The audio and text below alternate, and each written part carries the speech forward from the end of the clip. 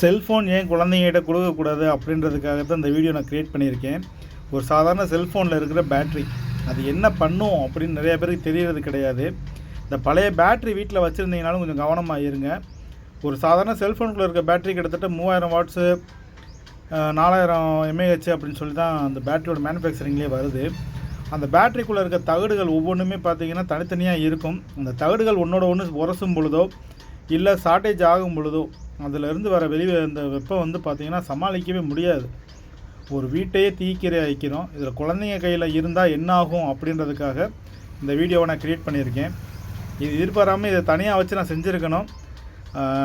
சடனாக நம்மளுடைய டேபிள்லேயே இது நடந்து போச்சு. இது பார்க்குறதுக்கு சாதாரணமாக ஒரு தகடு மாதிரி இருந்தாலும் இது கொண்டு வந்த பிரச்சனை நம்மளுக்கு நிறையா. நீங்களே பாருங்கள், ஒரு சின்ன ஷார்ட்டேஜ் அடுத்த செகண்ட் அதோட தீப்பொறி புலம்பை பாருங்கள் எந்த அளவுக்கு இருக்குதுன்னு.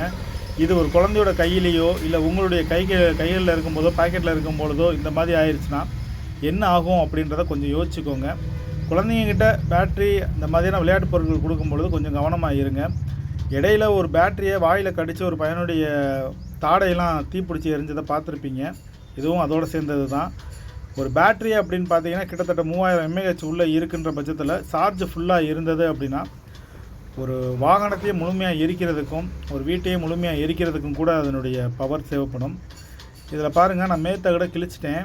இருந்தாலும் அதில் இருக்கிற அந்த சைடில் இருக்கிற பிளேட்டு மூலமாக அதனுடைய பவரை காட்டும். அது கிட்டத்தட்ட 4.2.5 வரைக்கும் அதில் வோல்ட் இருக்குது. 4.5 வோல்ட் அதில் இருக்குது.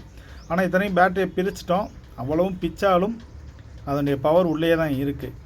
உங்களுக்கு இப்போ 10 செகண்டில் உங்களை பதட்டிக்கப்படுற அளவுக்கு உங்களை செய்யும் பாருங்கள் இந்த பேட்ரி. வயசானவங்க கொஞ்சம் கவனமாக பாருங்கள். அதே மாதிரி குழந்தைங்க யாரும் இருந்தாங்கனாலும் அவங்கக்கிட்ட இந்த வீடியோவை காட்டுங்க.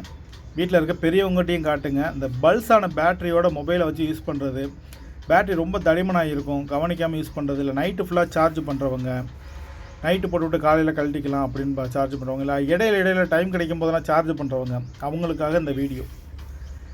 குழந்தைங்கக்கிட்ட ஏன் காட்ட சொல்கிறேன்னா குழந்தைங்களுக்கு தெரியணும் இந்த பேட்டரினால இவ்வளோ பிரச்சனை இருக்குது, இந்த பேட்டரி தான் செல்ஃபோனுக்குள்ளே இருக்குது அப்படின்றது அவங்களுக்கு தெரியணும்.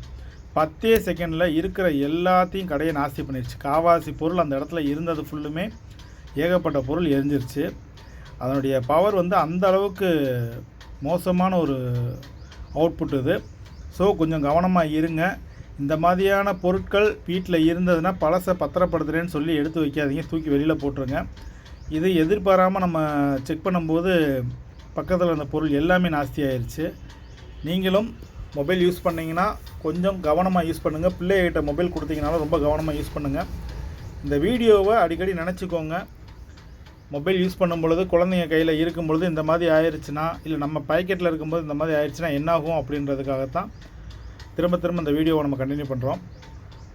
அந்த மைக்லாம் ப்ளூடூத் மைக்லாம் பார்த்தீங்கன்னா நம்ம கையில் இப்போ கொஞ்ச நேரத்துக்கு முன்னாடி கூட வீடியோ போட்டோம். அந்த மைக்கே மெல்ட் ஆகிடுச்சு. ஒரு செகண்டில் அப்படி அவுட் ஆகுறது அவ்வளோ மோசமான ஒரு தீப்பொறியை கிளப்பியிருக்கு.